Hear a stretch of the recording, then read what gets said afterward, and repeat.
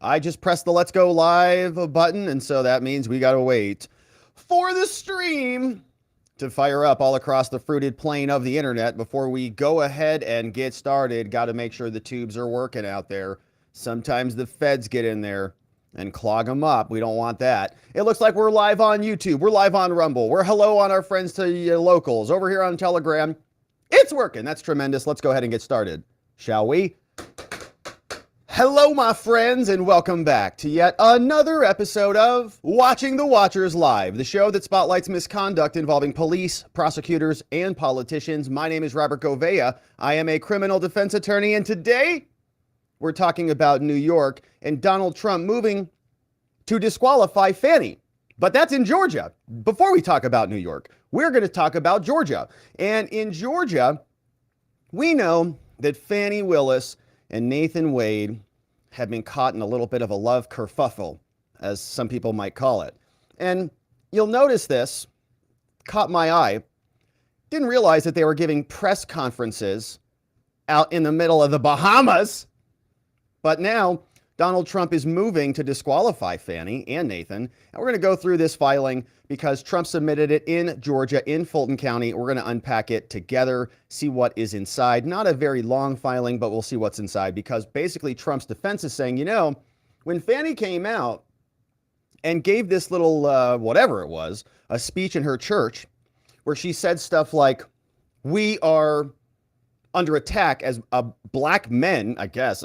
She was saying that, you know, I guess black people are under attack from Fani's perspective because of this public scrutiny. I don't know. Anyways, she said it, kind of invoking racism, and she's speaking to Fulton County. She's speaking to the rest of the jurors who are going to be on this criminal case. And so Trump says that is disqualifying, and he submitted a filing to support that. So we'll go through that. We'll also see what's happening elsewhere in Georgia because this representative at the state level in the House of Representatives there in Georgia submitted articles of impeachment against Big Fani, as we know here, the biggest Fani in Georgia. And so we'll go through those articles of impeachment. We'll see what's inside there. And this is Georgia, really turning up the heat there for the Nathan Wade, Fani Willis saga.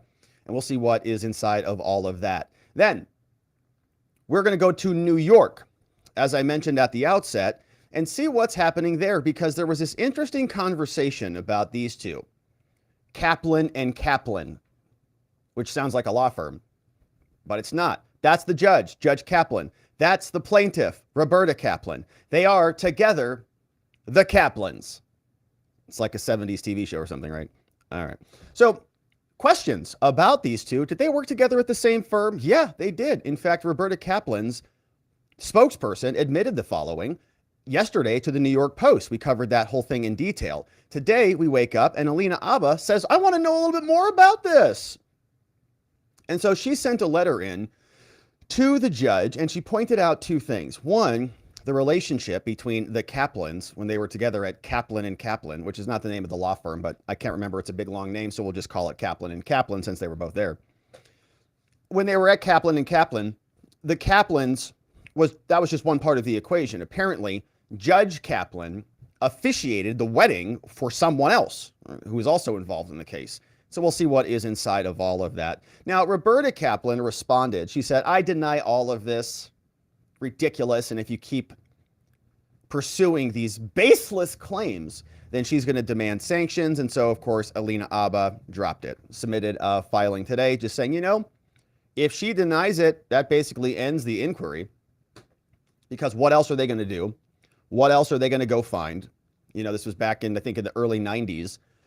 And so who's going to define whether there was a mentor-mentee-like relationship? If Roberta denies it, I guess that's the end of the story. Unless Judge Kaplan comes out and says, yeah, I was her mentor. What are you going to do about it? Then maybe that'll open up something. But right now, it's kind of all he said, she said, hearsay stuff. So Alina ultimately dropped it. Now, we'll go into this because this case is, you know, still ridiculous. This is Jean Carroll. She showed up on Rachel Maddow's show. It's like four peas in a pod over here. Her two lawyers and Rachel Maddow. Oh, gosh. So take some Advil if you're going to need it before we get to this segment or whatever, you know, whatever you need. We got Jean Carroll is making everyone uncomfortable, saying that she's going to buy Rachel Maddow a penthouse or something. And they're going to have an interesting conversation about that. Very uncomfortable even for Rachel Maddow, as she has to reject her offer to have a penthouse bought by Donald Trump. I kind of would like Donald, it'd be kind of nice if Donald Trump could say, yeah, Rachel's living in my house. I bought that house, whatever. I hope she likes it. All right. So we'll go there. E. Jean says, let's get more money out of him if we can. And she's just going to continue to be a useful tool for the partisan left. And we'll go through all of that, what's happening in New York. Then Cori Bush, man, she got busted. Apparently she hired her husband as her security team, paid him some money. Questions about where that money came from. If you have those, well, you're not alone. So does the DOJ. So we're going to talk about this woman, someone who is known to be on the squad in Congress, now under official investigation from the DOJ. And I always have questions about the DOJ, even if they're investigating Cori Bush or Menendez or whomever, still got questions about the DOJ. You're always skeptical about whatever they're doing. So my questions are, why now? What is this about? What's going on here, of course? But because, look, let's be real. All of Congress is corrupt. Like, they're all ripping everyone off. So, like, why do they pick some people like Menendez or Cori Bush? What's the deal? Anyways, we're going to go through it. Cori explains her security, and this is a fun clip because this was 2 years ago. And she's out here saying, suck it up, America. Suck it up, man. We have to defund the police. And now people are being shot dead in carjackings in Washington, D.C. But she says, look, if I need to spend $200,000 of your money on my security, that's what I need to do. I'm saving America. The rest of you little peasants out there, just suck it up. If you get shot, that's your own problem. Maybe you should do something consequential with yourselves. So we'll listen to her explain this. You're going to need some Advil for this segment too. Married the security guard, and she kind of like did this thing in secret. Apparently he was the security guard. Then they got married. Then she hired him. I think that's how this sandwich goes. So we'll talk about that. And then evidently he got 60 grand without having a license. Like, in other words, you need a license in Washington, D.C. to provide the security that he says is needed. So we'll read through those two articles. The House announced that they got a DOJ subpoena. Said, yep, they're sniffing around here. So we'll go through that. And then Cori Bush came out and delivered a full statement. She says, yeah, it's me. People were wondering what this was about because the House is like, yeah, hey, DOJ's sniffing around. They want our records. They gave them their records. Cori Bush came out. She spoke for about 2.5 minutes and explained her position. I follow all the laws. My husband's perfectly qualified. And so we'll see what she says. Some reaction. The Democrats don't want to touch it. Neither does the White House. So we'll see what is happening there. And I don't know if there are hot dogs in this story. It's a great question in the chat. Thank you for that, Battle Cam. Yeah, I don't know. I don't know if there's any Nathan's hot dogs or Cori Bush's wieners or,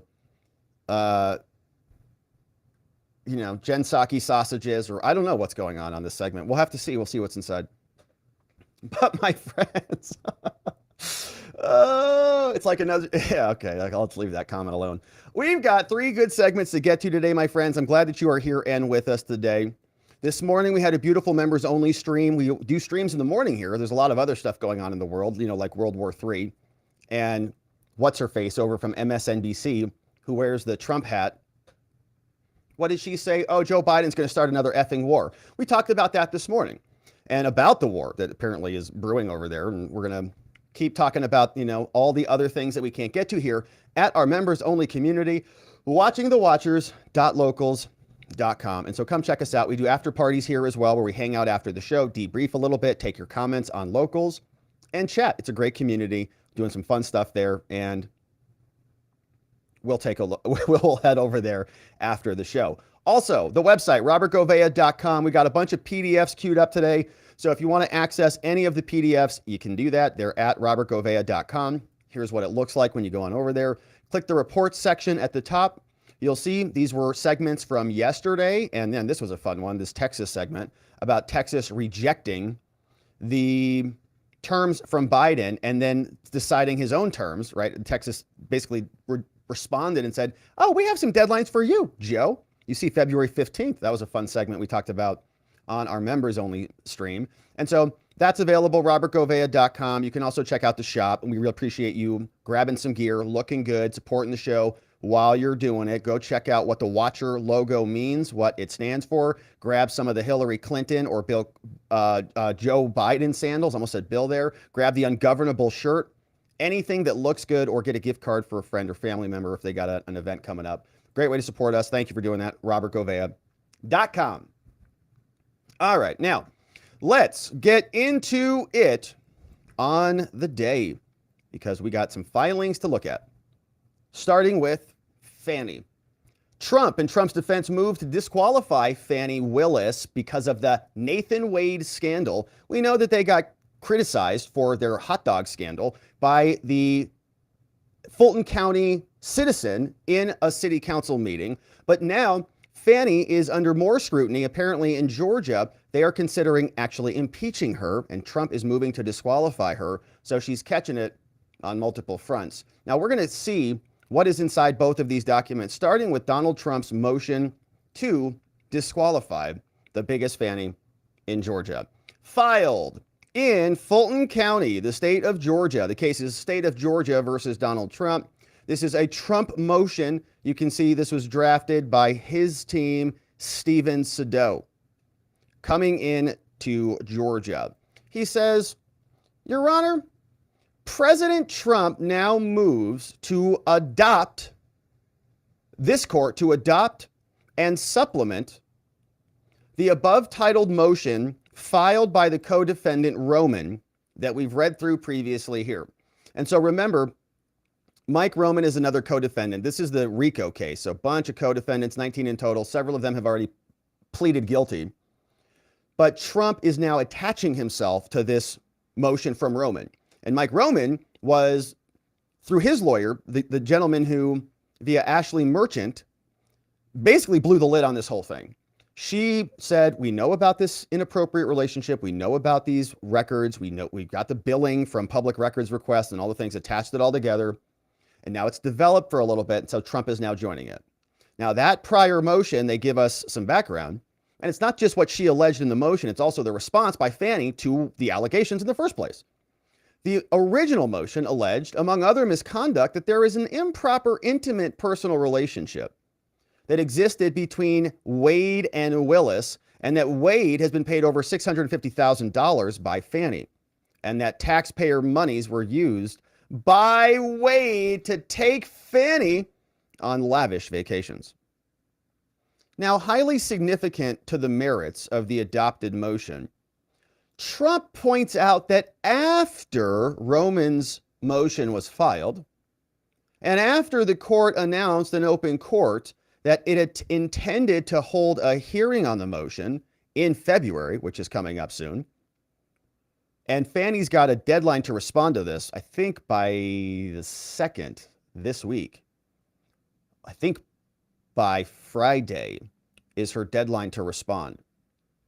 So in other words, Fani knew before she went out to speak that the judge was going to inquire about this, but she needed to get out there and persuade the conversation, set the narrative. So then after, on January 12th, the judge said, hey, we're having a hearing on this, so kind of, get ready for that.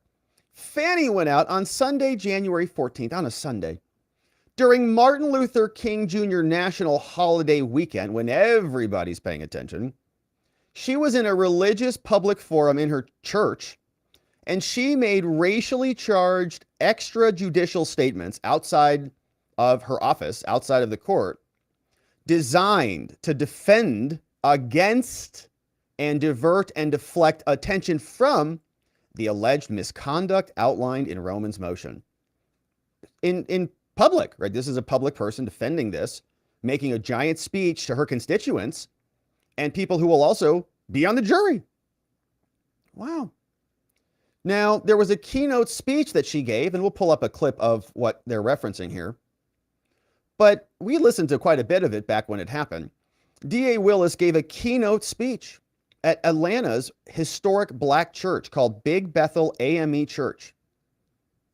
A speech wherein, without mentioning the alleged affair or even trying to put her alleged malfeasance in context, she repeatedly and inappropriately injected race into the case and stoked racial animus by, among other things and other statements, asking God why the defendants were questioning her conduct in hiring a black man, but not his white counterparts.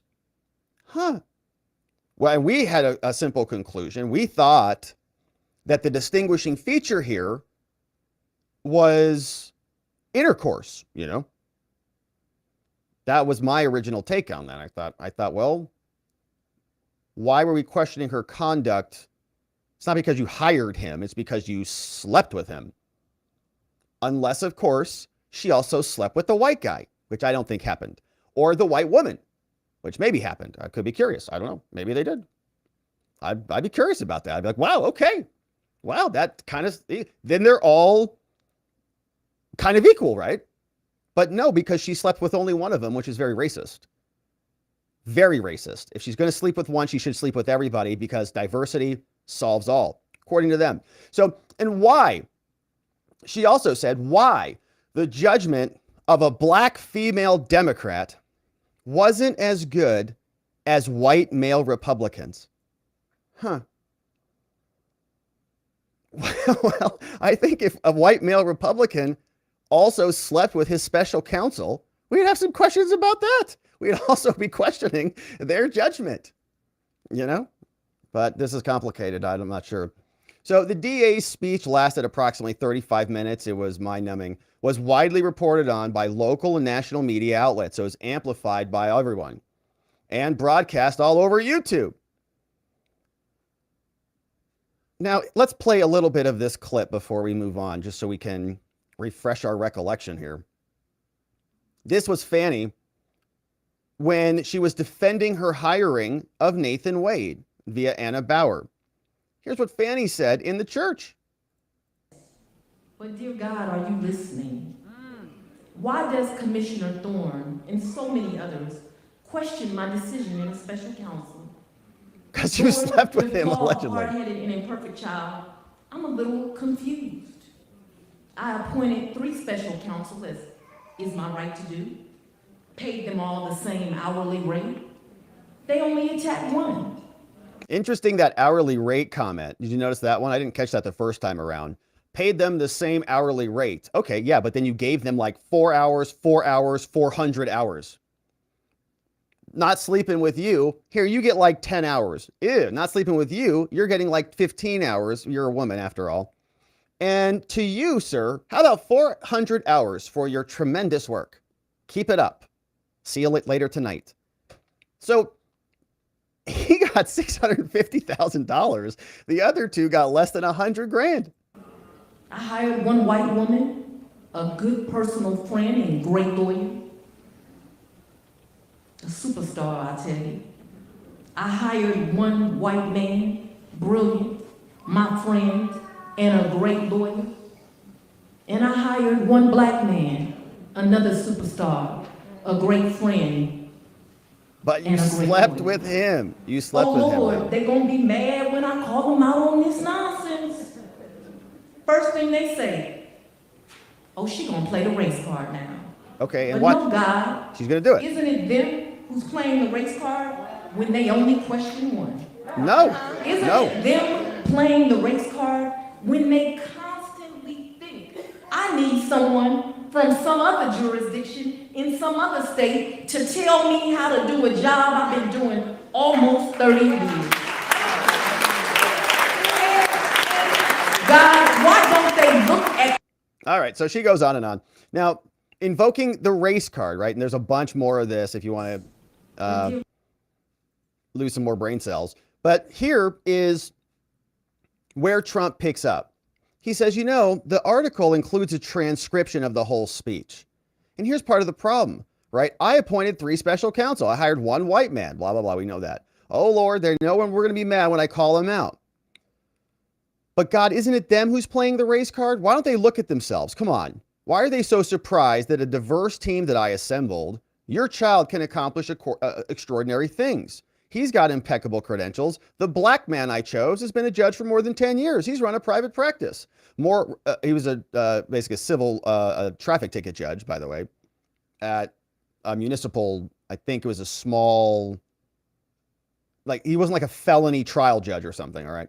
Now, with all due respect to all judges, right? There's different roles, but don't imply that he's handled a bunch of RICO cases, for example.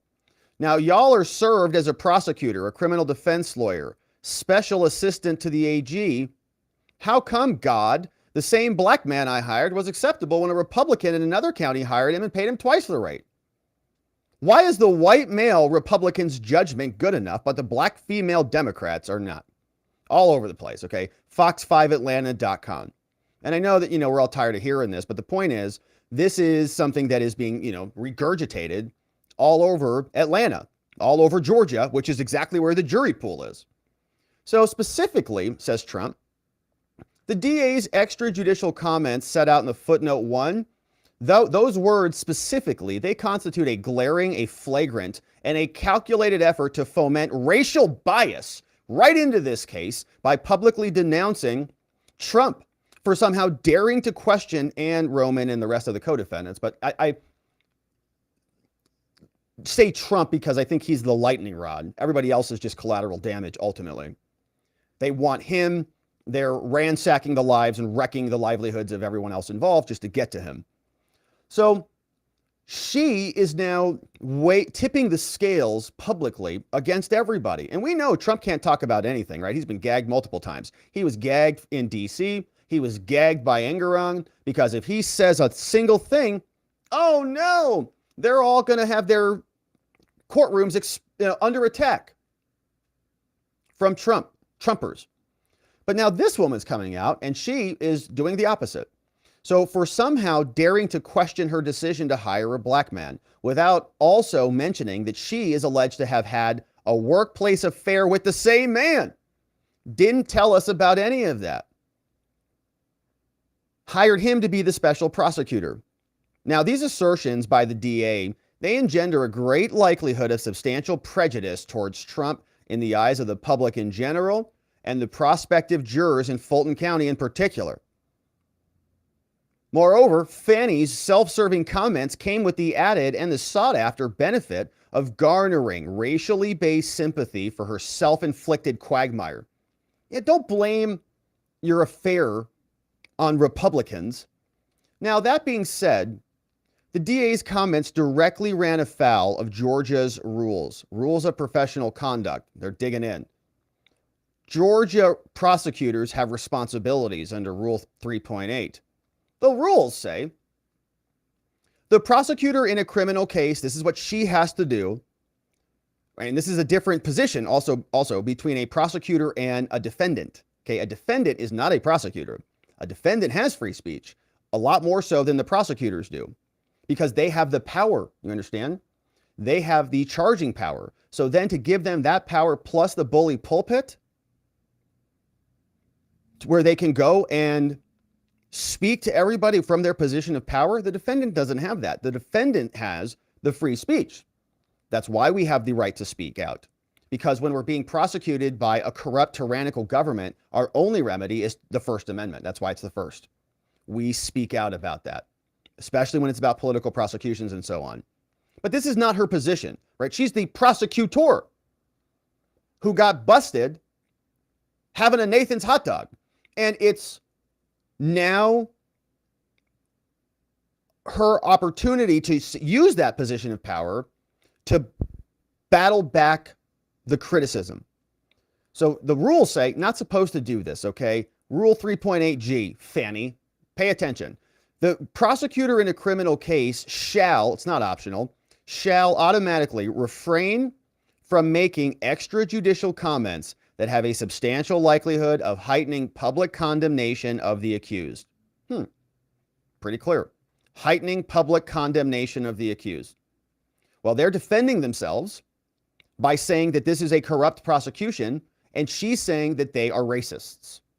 So you can see how that is public condemnation. She's calling the people who are defending their case that she brought racists. Now, the maximum penalty for the violation of this rule is called disbarment. We'll see if anything happens to her. But they give us some more details. Now, the rules, the way this works with bar rules, ethical rules, is they cite the rule and then they explain the rule. So there's a comment to the rule. So the comment explains what this means and how this works. So they say, all right, well, if that wasn't clear enough for Fani, if there's a substantial likelihood that she comes out, speaks to a historic church in Atlanta that is regurgitated all over Atlanta and the nation, speaking badly, condemning them for questioning her, daring to, calling them racists. If that wasn't clear, 3.8 says, paragraph G supplements this, talking about trial publicity. Now, trial publicity, Rule 3.6, prohibits extrajudicial statements that also have a substantial likelihood of prejudicing an adjudicatory proceeding. Now, in the context of a criminal prosecution, a prosecutor's extrajudicial statement can create the additional problem of increasing public condemnation of the accused. Meaning, if a prosecutor says something, it might cause some problems. Now, although the announcement of an indictment, for example, will necessarily have severe consequences, a prosecutor, this is a comment, can and should avoid comments which have no legitimate law enforcement purpose and have a substantial likelihood of increasing public opprobrium of the accused, which is exactly what Fani did. So don't speak about this stuff unless you have a real reason for this. This is why prosecutors always say, we speak through our filings, we'll speak in the court of law, can't comment on an ongoing investigation, all the stuff.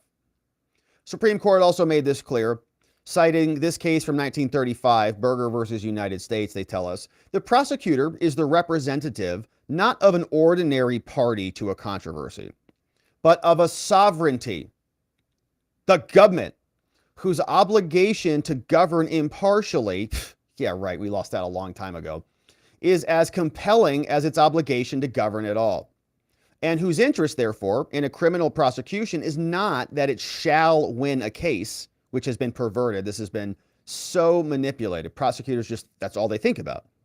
But that justice shall be done. Not all of them. Now, as such, she or he is in a very peculiar, the prosecutor, and very definite sense, the servant of the law, the twofold aim of which is that guilt shall not escape or innocence shall suffer. The prosecutor may prosecute with earnestness and vigor indeed, and she should do so. But while she may strike hard blows, she is not at liberty to strike fouls. It is much better and much her duty to refrain from improper methods calculated to produce a wrongful conviction as it is to use every legitimate means to bring about a just one. Now, Trump's defense continues. And just apply this to the United States currently. Think about all the things that Jack Smith has done. Think about all the things that somebody like Liz Cheney has been involved in. They are setting out on a mission to lead to indictments to remove their political opponents. There is no sense of justice anymore. This is how they talked back in 1935. Now, people on the left just scream about democracy. Well, democracy, though. What if Trump gets elected? Our democracy's at stake. Shush. God. So Trump's defense continues. Now, the awesome power to prosecute ought never to be manipulated for personal or political profit or prosecution for pay, where Fani's paying her lover and going on cruises. Now, in addition to the extensive misconduct that was alleged in Roman's motion, Fani did just that in her speech. She wrongfully inserted racial animus into this case to publicly denounce and to rebuke the defendants, and to defend her personal and political reputation against the numerous and diverse allegations Roman made in his court filing. Responding to him in the public eye, setting the narrative to get them on her side rather than responding in the court of law or even addressing the claims. Now, the DA's provocative and inflammatory extrajudicial racial comments made in a widely publicized speech at a historical black church in Atlanta and cloaked in repeated references to God reinforce and amplify the appearance of impropriety in her judgment and her prosecutorial conduct. And although this court may not have the authority to disbar DA Willis, it certainly does have the power to dismiss the indictment and to disqualify her, the special prosecutor she hired, and her office from any further involvement in this case or any related matter, and it should do so here. So they write in conclusion that President Trump respectfully prays that the court grant this motion to adopt and supplement Roman's motion and provide the relief requested, namely the dismissal of this indictment, the disqualification of Big Fani Willis, and all the special prosecutors she hired, including Nathan's Hot Dog and her office, signed by Stephen Maddow and Jennifer Little, representing Donald Trump in their defense. And so we'll see what Judge McAfee does with this. Of course, the judge is going to be waiting for Fani's response. She'll be sending that in, I believe, February 2nd. And then we'll have a hearing on it certainly thereafter, and we'll be covering it as we go through it. Now, we're not done in Georgia because Fani is still in hot water. Now, the Georgia legislature is considering whether to impeach her. This woman is named Representative Charlize Byrd. She is a representative from Georgia, 20th District, a Republican, Freedom Caucus chair out there in Georgia. Shout out to Representative Charlize Byrd. Says, with freedom on the line, bold action is necessary. It's time for the legislature to do its constitutional duty and hold corrupt Fulton DA Fani Willis accountable, which is why I've introduced H.R. 872 articles of impeachment. You can read my full statement below. And here's what she says. Now, she's a 6-term incumbent from Cherokee County, saying Willis is known for pursuing a high-profile indictment against Trump. And she's come under scrutiny. And now she must be impeached. Saying the people demand this impeachment. We must do our job as public officials. And when rights of Americans are being grossly violated, it's time for us to act, and we must impeach Fani. Now, this is what the impeachment articles look like, courtesy of Representative Byrd from Georgia, saying we have some background as usual in these indictment documents, but she gives us some background. She says, you know, quite some time ago, Fani Willis took office back in January 2021. She swore that she is going to do her duties impartially. And after that, she was sworn in. But Fani knowingly, at some point, willfully and intentionally initiated an internal Fulton County investigation to deal with 2020. And this is interesting, saying, as a part of this investigation, Fani Willis knowingly and willfully withheld evidence of fraud, errors, and irregularities in the 2020 election from the Fulton County Special Grand Jury, causing them to reach a false conclusion that no widespread fraud took place in Georgia. Wow. So this is much broader than just Fani getting Willis by Wade, you know? Like that, using public funds, all of that stuff is, I thought, what the scope of this was going to be. But no, much broader. In fact, when she was leading the grand jury, she was hiding evidence of fraud. There was a conspiracy. There were debates about this. They were doing investigation. And so since she hid that, she caused the grand jury to reach a false conclusion. Wow, love it. And that resulted in 19 people being indicted. Now, she initiated a wrongful criminal prosecution against the 19 co-defendants. You know who they are. Whereas in all counts of the individual indictment, the evidence consists only of statements made, just statements, where there was no malice or malicious intent at all. And so she's violating the Constitution and the protections of the First Amendment incorporated via the 14th Amendment in this prosecution, saying that there's acts of malfeasance, tyrannical partiality, oppression. All of those were committed by her office in this prosecution, saying a public officer may be charged under this section of Georgia Code for malpractice. And that's appropriate here.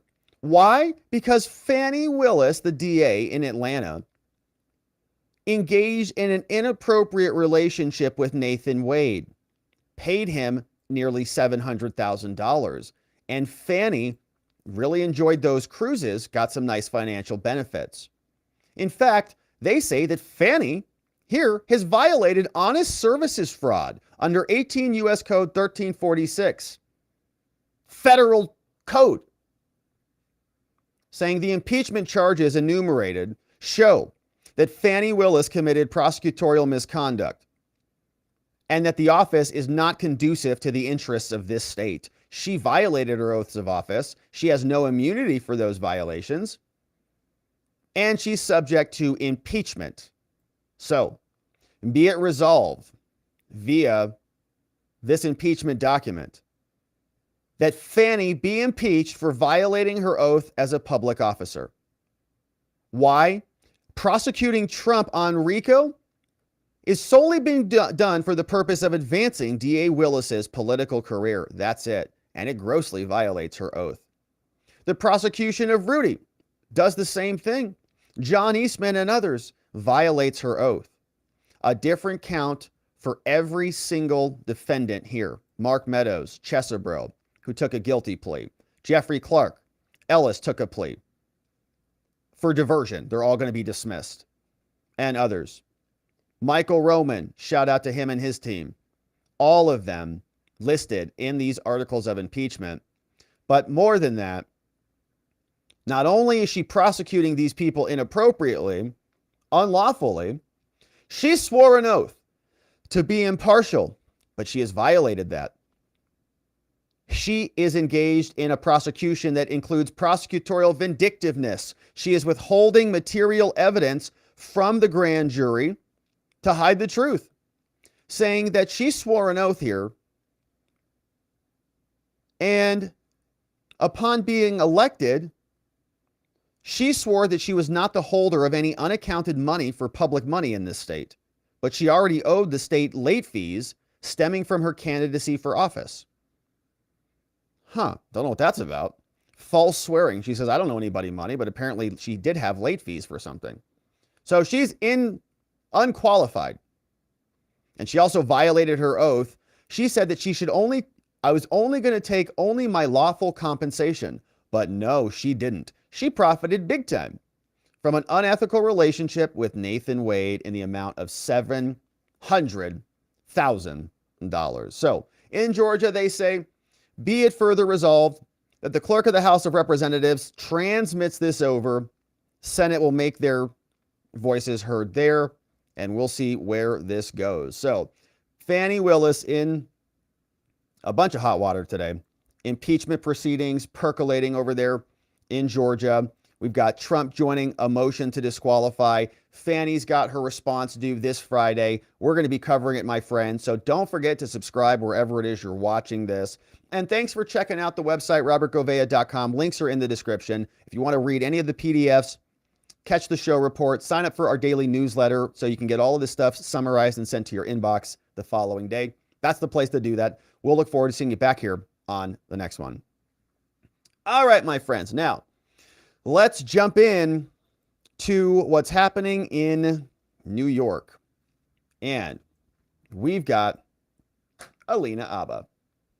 Alina Habba sends a letter into Judge Kaplan asking about Kaplan and Kaplan. We know that Judge Kaplan was presiding over the E. Jean Carroll trial. Roberta Kaplan was the plaintiff's attorney representing E. Jean Carroll. And there were some rumors that these two had a little bit of a closer relationship that we didn't know too much about. Well, turns out that's true. Why? Because Roberta Kaplan and her spokespeople admitted that they did work together at a law firm back in the early 90s. And so, yes, both of their last names are Kaplan. So we refer to them here as Kaplan and Kaplan, which kind of sounds like a law firm, but that's not the name of the law firm that they worked at together when they worked there together. But they are not related, and there are questions about their connection given the fact that they were in the trial together. The judge was on the bench. Roberta Kaplan was there representing E. Jean. Did they recognize each other? Do they have no relationship at all? Did they have a close mentor-like relationship? Who knows? But we didn't know about it until very recently after the verdict was rendered in the amount of $83 million against Trump. So Alina Habba, Trump's defense attorney, sent a letter in inquiring about a lot of this. Ultimately, she has dropped the issue because Roberta denied it. And the question is, what is Alina going to do? Was she going to get some evidence about this? They're denying it. Might be the end of the road. But let's see what she claimed, because we're learning some new things. In fact, this judge had a pretty close relationship, so close that apparently he officiated someone else's wedding. Here's the story. Alina Habba sent this in from her law firm, Habba Maddow, to the Honorable Lewis Kaplan, federal judge, Southern District of New York. She says, Dear Judge Kaplan, now this letter is submitted on behalf of President Donald Trump. Judge Kaplan hates that. When she said that in court, he said, it's Donald Trump. So he's like probably scribbling that president word out. Now, as a result of the story published in the New York Post, defense counsel learned for the first time of allegations that Your Honor, Judge Kaplan, while a partner at the Paul Weiss firm, apparently had a mentor type of relationship with Roberta Kaplan. Roberta Kaplan, of course, is plaintiff's lead counsel. Now, the story is the same story that we read on the show yesterday. Trump to use a judge's conflict in his appeal. This is Exhibit A, just to refresh our memory. This is what she sent in to the judge, saying that, yeah, this was written by Charles Gasparino, actual journalism over there from the New York Post, published January 28th. Says, yeah, there was a previously unknown conflict of interest. The Post has learned. They did the investigation. Roberta is going to say that she doesn't trust this and that this is all fake in her response. And who knows if it's even real? But the Washington Post or the New York Post has been actually accurate. The Washington Post has been not. The New York Post, remember, broke the Hunter story. They actually do some digging and they get banned for it. So they have learned this. Now, Trump lawyer Alina said she was unaware that Lewis Kaplan and Roberta Kaplan, these two, worked together in the early 90s at the same powerhouse white shoe law firm until Saturday, when asked about it by Charles Gasparino. And Gasparino, the author, was told by a source, who is this person, that the judge was once Roberta Kaplan's mentor. Wild. So he mentored her, and now she's appearing in his court? That's pretty shocking. Charles Gasparino has a source. He reaches out to Alina for comment, and boom, there it is.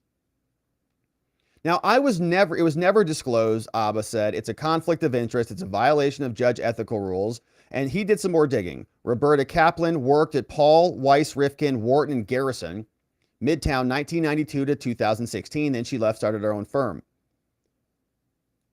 Now, during her early years, she worked as an associate at the firm, same time as Kaplan, who was there until he got appointed by Bill Clinton. Zach Sawyer, someone for Roberta Kaplan, said that there is no conflict. Says they overlapped for less than 2 years at the early 90s at a large law firm. He was a senior partner. She was a junior associate. She never worked for him.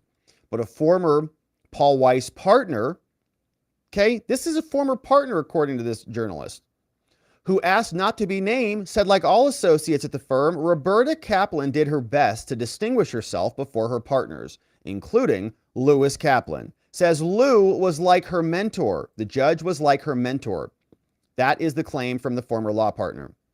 Now, messages that were left with Judge Kaplan's chambers and reps for Paul Weiss were not returned on Saturday. Trump was ordered to pay $83 million, calling this woman a whack job. Now, of course, this is the subject of the complaint. So Alina comes back. She says, Your Honor, that's the article. That's what we heard about you. And so we've got questions. Now, if Your Honor truly worked with Miss Kaplan in any capacity, especially if there was a mentor or mentee relationship, that fact should have been disclosed before any case involving these parties was permitted to proceed forward. We've already had 2 trials on this.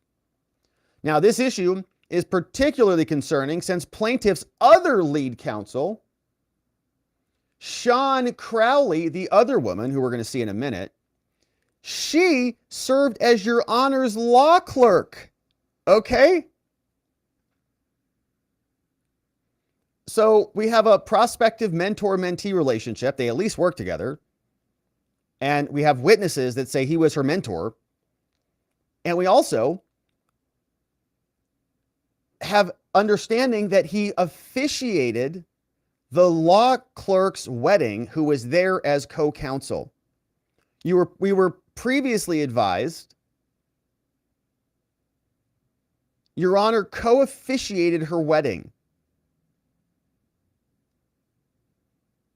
Now, the law says that any judge of the United States shall disqualify himself in any proceeding in which the impartiality might reasonably be questioned. The Code of Conduct for Judges says a judge shall disqualify himself in a proceeding where their impartiality might reasonably be questioned. I don't know, would you reasonably question this dude, this judge?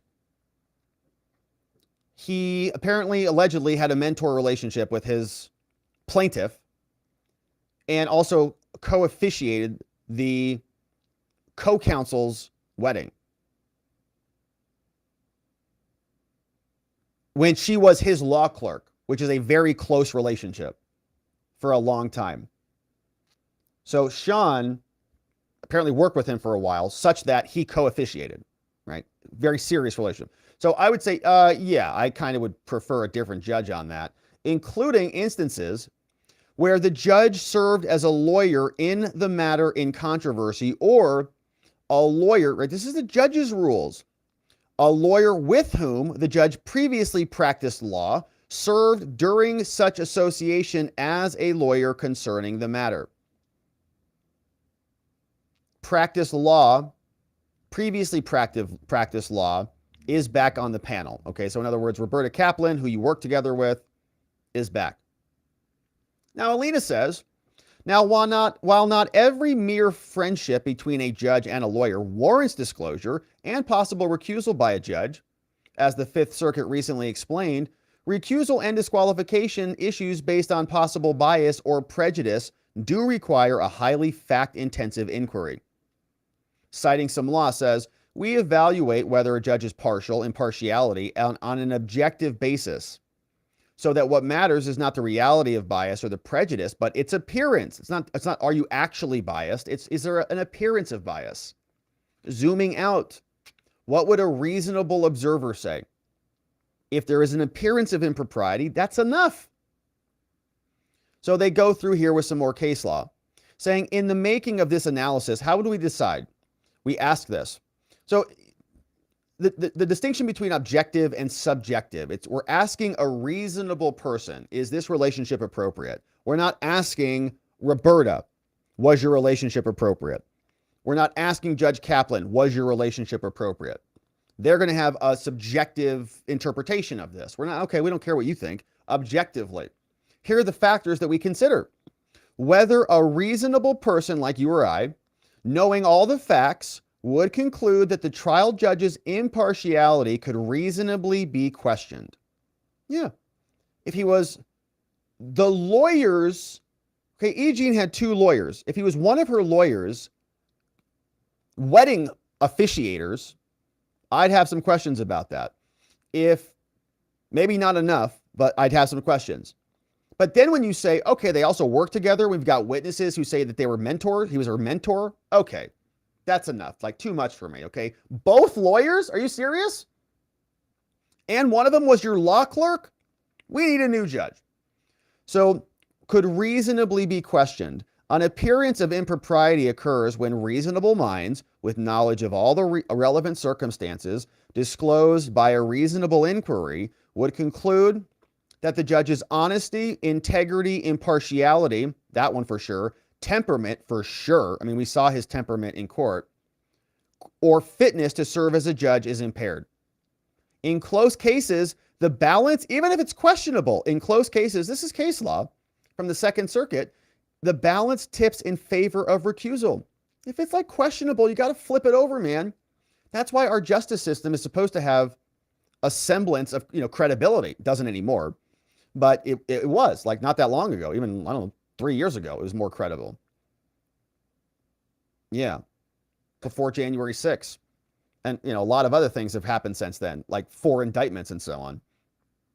Ballot removals, assault claims, all the things. If it's questionable, you tip in the favor of credibility. We got a lot of judges. Just pick a different judge. It's not that complicated. Here's a whole building. There's a whole building full of them. They're like all over the place. Just go grab one. Put it on a different calendar.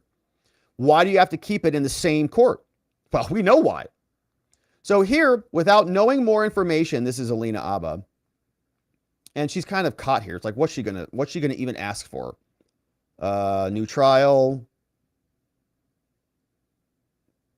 I guess. Here's what she admits it. Here, without knowing more information or having a specific factual denial by you, judge, that you had a mentor-mentee relationship with Roberta, we're unable to flesh out our position about what specific relief should even be requested. Like, well, I don't even know what we want here. Including, but not limited to, moving for new trials on both issues of liability, trial 1, and damages, trial 2. Saying, surely, however, this court should provide defense counsel with all the relevant facts. At a minimum, this information could certainly prove relevant to Trump's forthcoming motion under Rule 59. We thank the court for its prompt attention to this troubling matter. Signed, Alina Habba. And so, obviously, I would agree that there is a ton of smoke here. The question is, what evidence can she get when there is a blanket denial from the other side? And what's she going to do about it? The judge is just, the judge. He's probably going to sanction her, maybe throw her in jail for this, as he threatened last time. So that is the article now that she shared as well, saying, Judge, this is our obligation. And remember, Alina's got an obligation to her client to investigate this stuff, especially if these three have been palling around, frolicking in New York together. Now, here is Roberta Kaplan's response. She says this is all ridiculous, signed by Roberta Kaplan, E. Jean Carroll's lawyer. Writes in response, Your Honor, we write in response to Alina's letter that contained false allegations of a mentee-mentor relationship between you and me, Your Honor. It's more than 30 years ago, which is funny. It's funny. Isn't that funny? It's like, how dare you accuse us of something more than 30 years ago? We're like, what's the point? What trial are we in right now? There's no evidence that me and Judge Kaplan ever Bergdorfed in a law firm somewhere. We never had any, interactions in a conference room. There's no evidence of this. It's 30 years ago. We say, yeah, that's what this whole trial's been about. No evidence from 30 years ago. Sheesh. Dating back to a brief period in which we overlapped at Paul Weiss more than 30 years ago. As Ms. Habba well knows, these allegations are utterly baseless. Yeah, just like E. Jean Carroll's claims. Now, here are the facts. Paul Weiss is a large law firm, just like Bergdorf's is a large dressing room, and New York's a big city. Several cities in the United States and abroad, in its litigation department, which was founded by someone, has been prominent. Great. After graduating from Columbia, I clerked for this guy, moved back to New York, worked as a junior litigation associate in 1992. Nice bio. At the time I started working, Your Honor, Judge Kaplan was a senior litigation partner at the firm. You left when you got appointed. Now, as a result, the length of our overlap at the firm was less than 2 years, which is a lot of time. Now, during that relatively brief period, more than 30 years ago, again, it's like, yeah, what? Yeah, 30 years ago. Long time ago. I do remember the Paul Weiss partners with whom I worked, and none of them was Your Honor. More specifically, I have no recollection from the time period of ever interacting with Your Honor on a case, participating with Your Honor in a client or case-related meeting, or attending court proceeding with Your Honor. Take her word for it. In fact, I remember no direct interaction from that time period with Your Honor at all. This is hardly surprising, since at that time I was very junior associate at the large New York law firm, and Your Honor was one of the leaders in the litigation department. And as Your Honor well knows, our substantive interactions over the last 3 decades have been limited to your courtroom in the 2 cases filed by our client here and Trump. Now, needless to say, at no point have we ever had a mentor-type relationship, right? So it's a blanket denial. So what's Alina going to do? Now, given the above, there was nothing for Your Honor to disclose. Now, while Habba claims that she learned for the first time of her baseless allegations, the fact that we work together is a matter of public record. You can see that, read this article, read that article. So kind of calling out Alina, it's like, well, maybe you should have known that, okay? Because there's articles about this that were published later. Now, a particular concern, however, is where and when the New York Post supposedly got this information in the first place. Now, in that regard, it's telling that the article only appeared after Habba's own statement to the media last week, when she learned about this. So she's saying, Roberta says, Alina said the statement first, then the article came second. And while both the New York Post and Habba purport to cite the recollections of an unnamed partner, if he even exists, he clearly has a very flawed memory about the events that occurred 3 decades ago. There's a lot of flawed memories in this case, aren't there? A lot of flawed memories. People can't remember anything from like 30 years ago. They just kind of pick years. They can't remember dresses. They can't remember a lot of things. But that, of course, is not the point. From the very start of this recently concluded trial, Trump and Habba pushed a false narrative. Now they're moving on to the post-verdict phase. Litigants cannot be permitted to make claims like this. A lot of case law being copied and pasted here. And says, a jury of Trump's peers have now twice found him liable, even though in the second one you couldn't, my gosh. In the second one, he couldn't even defend himself, by the way, for the assault, because it was issue preclusion. He just collateral estoppel brought it all over.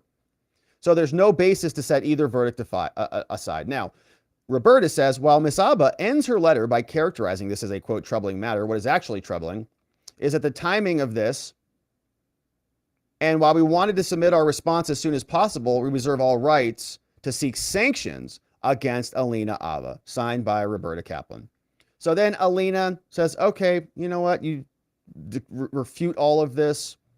She's got no evidence to the contrary, I'm sure.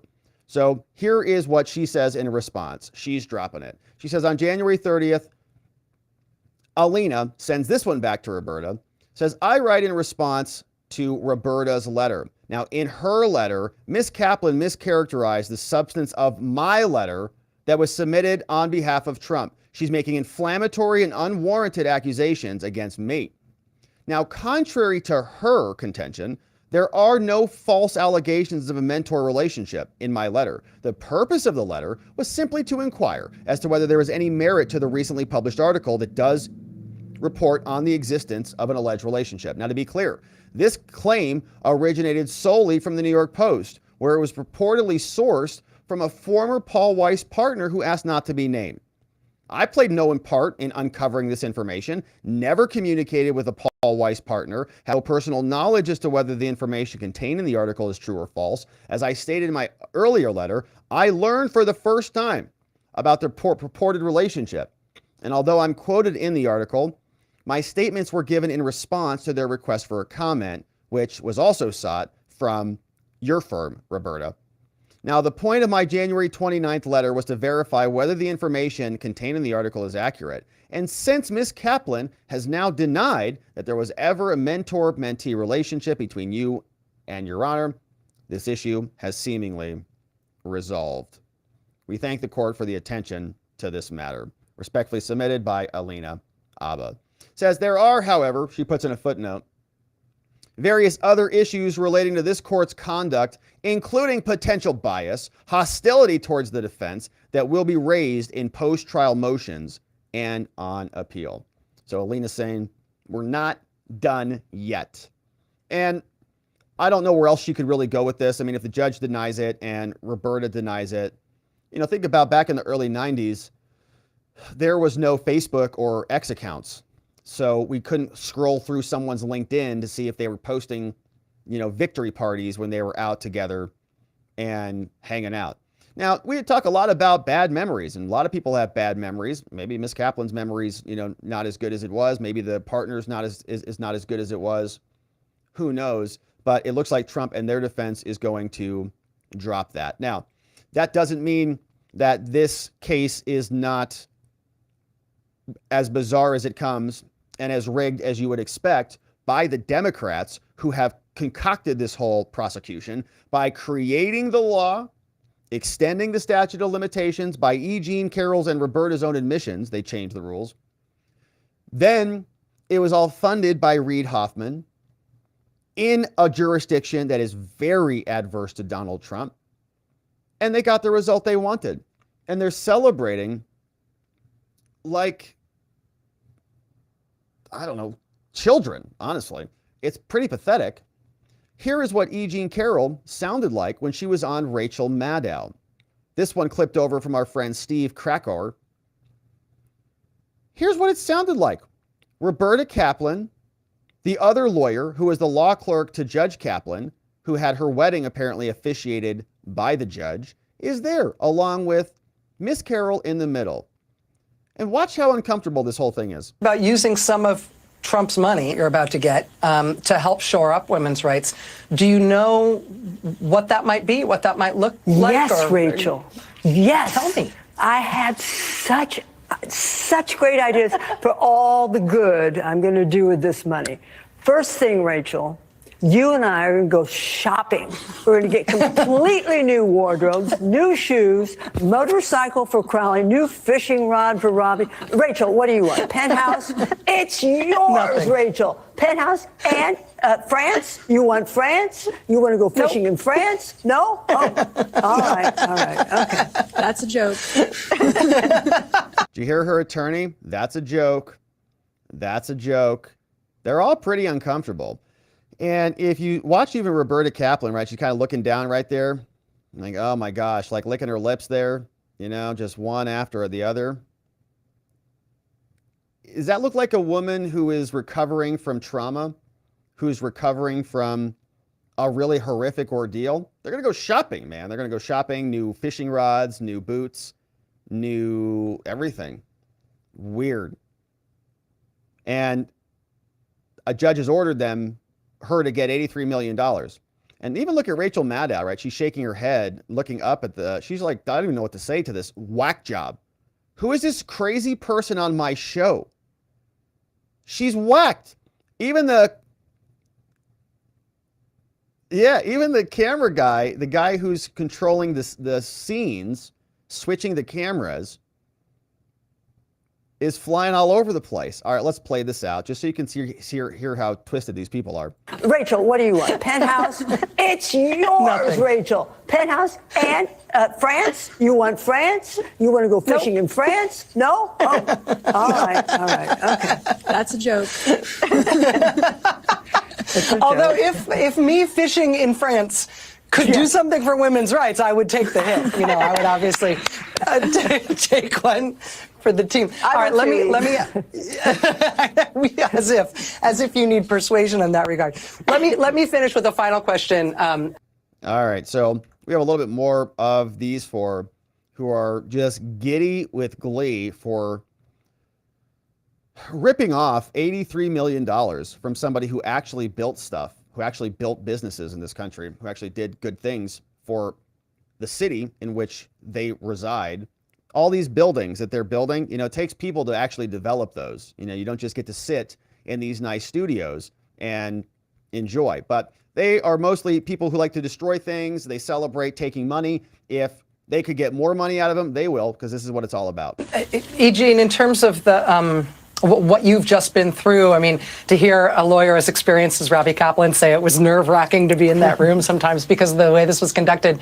I have to ask you, you know, President Trump has kept your name out of his mouth since being told he has to pay $83 million to you for what he's done in the past. But over the weekend, he did start posting links online to articles that attacked you and denied your claims. Again, he seems to be pushing it already in terms of whether or not he is going to go back to calling you a liar and denying that he did what he did.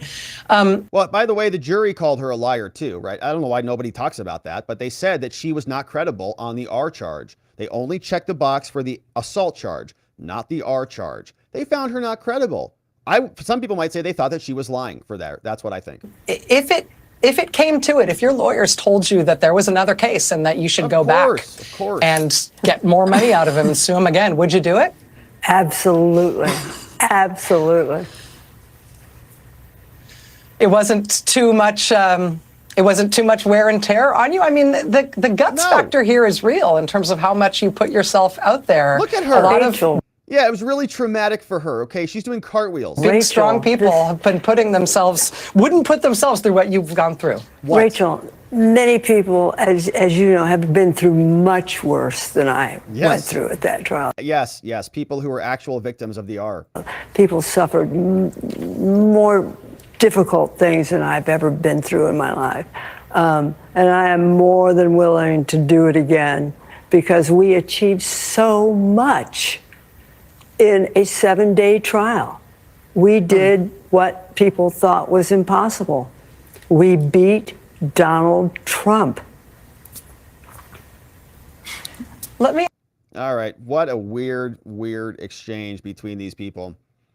Just salivating over the verdict. And of course, we're going to see what the appeals look like. Alina Habba saying this is not done yet. This will be on appeal. And we might fast forward a couple years from now, right after the election's over, a lot of this stuff will have a lot less energy behind it, a lot less funding and all the stuff. Maybe there'll be a settlement. Maybe there won't be. Maybe there'll be an appeal. Maybe we'll have a recreation of the Stormy Daniels saga where she gets ordered to pay some fees for Donald Trump. We'll see. But there's a long road ahead. Of course, they're satisfied with their rigged outcome. They concocted this whole claim, and now they're celebrating. But we'll be here to continue to cover this, my friends. As soon as that appeal drops, we'll unpack the full thing. So make sure you're subscribed wherever it is you're watching this. Don't forget to check out the website, robertgovea.com. Link is down in the description below if you want to read through any of the PDFs that we cover here. Also, if you want to sign up for the newsletter, that's the place to do it. And we'll look forward to seeing you back here on the next one. All right, my friends. Now, we've got one final segment on the day. And it's a Cori Bush one.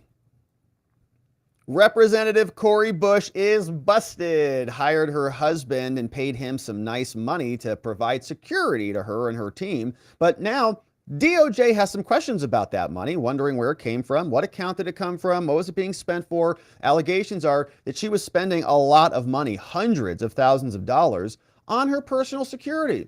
And this was after Cori Bush told us that we all needed to suck it up, America. You don't need police to protect you. Okay, if your car gets stolen, who cares? We're all peasants. We're not Congress people. Congress people have important things to do in Congress, like sit around and talk to each other. But we're going to unpack this because she came out and issued a press release that is admitting to a lot of this, saying, I hired my husband. He is perfectly qualified. He was my security guard anyways. He knows what he's doing. And so nothing is afoot in this case. We got reaction from the White House, reaction from the Democrats. But let's get into the background on this because this has been a long time coming. I wanted to share this clip with you. You may have seen it when it came out, but this was from before we let you go, 2 years ago. So take a look at this. CBS News 2 years ago. This is Cori Bush. And we'll just play a minute or two of this because she gets asked by these news people, you know, hey, Cori, it's defund the police. We have all of this effort by the Democrats. We don't need cops anymore, you know, because they're all racist, George Floyd, and all the BLM stuff. But it was strange because she had security everywhere she went, you know, very, very protected because she's part of the elite and we're not. But the news said, what's the deal? Why the double standard? Here's what Cori said. Let me ask you about something else aside from the moratorium. You faced some criticism in recent weeks over your push to defund the police. Campaign records show that you spent roughly $70,000 on private security. And some critics say I did. That move is hypocritical. What's your response to those critics? They would rather I die? What? You would rather me die? Is that what you want to see? No, no one said that. No one said that at all. We're asking if you want us to die. You want to see me die? No. You know, because that could be the alternative. So either I spent $70,000 on private security over the last few months, and I'm here standing now and able to speak, able to help save 11 million people from being evicted, or I could possibly have a death attempt on my life. And we're also talking about the same exact people who say horrible things about me, who lie to get to build up their base. And then because they lie about me, I receive death threats. Now, they don't address the fact that I receive death threats after they go on air and say horrible things about me. But then they want to say, oh, but she needs private security. I have private security because my body is worth being on this planet right now. I have private security. Yes, so are ours, though. That's the point. Like, we don't want to get shot or carjacked when we're walking to work or whatever. Security because the white supremacist, racist narrative that they drive into this country, the fact that they don't care that this black woman that has put her life on the line, they can't match my energy, first of all.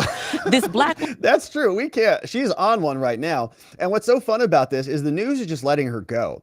Like, they're not interrupting her. They just let her go. Listen. Woman who puts her life on the line, they don't care that I could be taken out of here. They actually probably are okay with that. But this is the thing.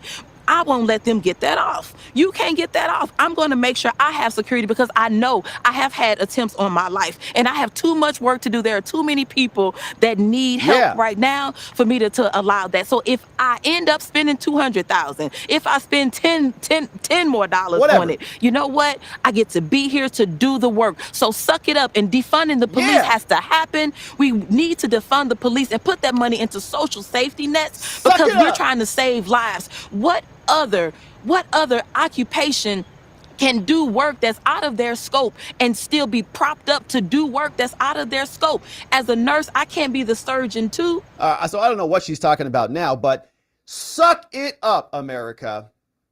You don't need the cops because she's helping 11 million people avoid eviction, and you can't match her energy anyways. And so she goes on here for like another several minutes. Like, they just let her go. They changed the screen. I think she goes on for like 8 minutes. It's kind of crazy. She just keeps going, man. Like 8 minutes of just, Cori. Here, a lot of people were interested in this exchange. Let's just listen a little bit more. Body on the line, the way that I put my body on the line. And until you can do that, I suggest you take several seats. Whoa! Congresswoman, have you had He's just nodding. Wow. Okay. police officers threaten you? Did Kaplan? You take several seats. Congresswoman, have you had police officers threaten you?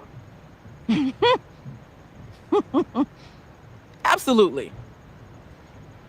I mean, I've been in this fight for 7 years.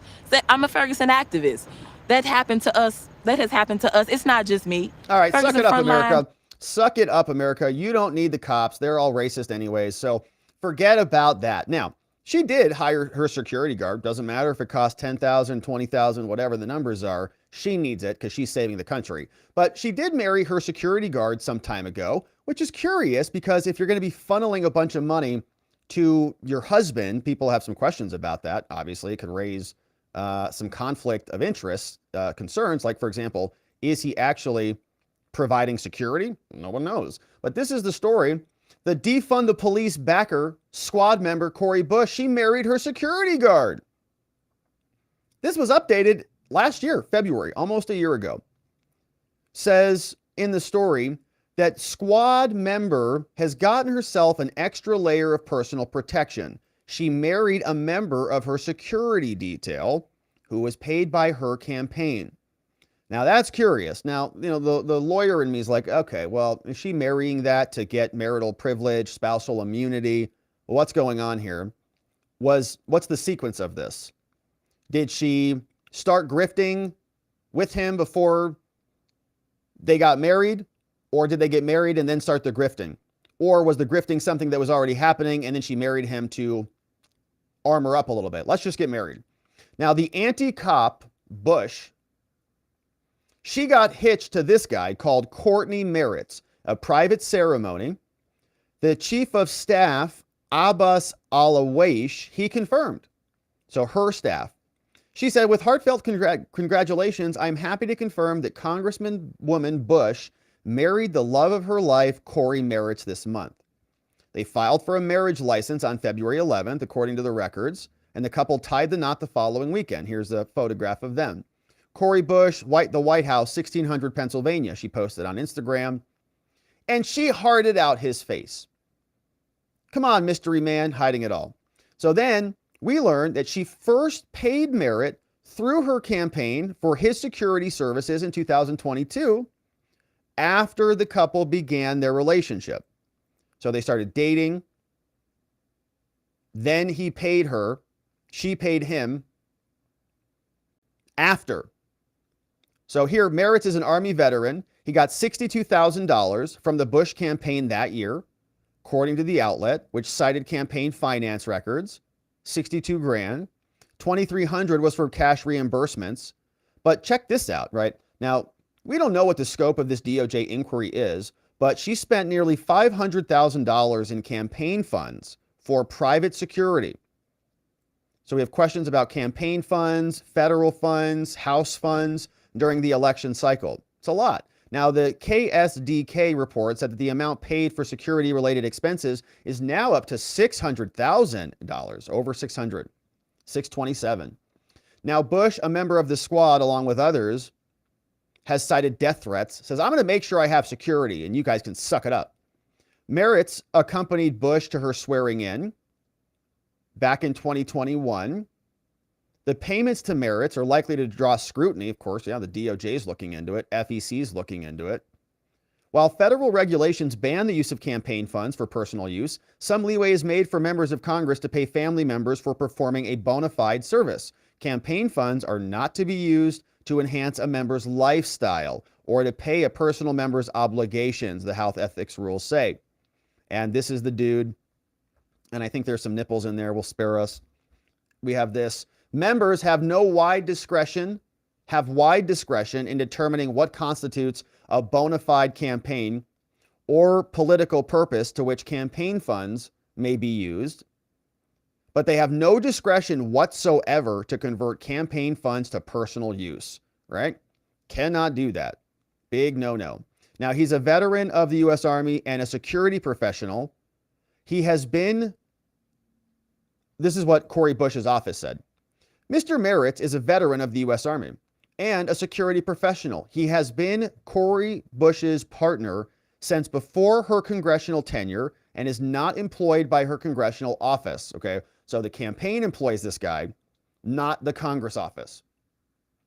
Our team has come to know and appreciate him as a caring congressional spouse. All right. So that's the background on that guy. Now, we also learned that he apparently didn't have a security license, even though he was doing security for a congresswoman, but who cares about that? Apparently, that 60 grand that he got came without the required licenses. And so this is another article from the New York Post. They tell us that despite being paid 60 grand last year, he does not even have a private security license, man.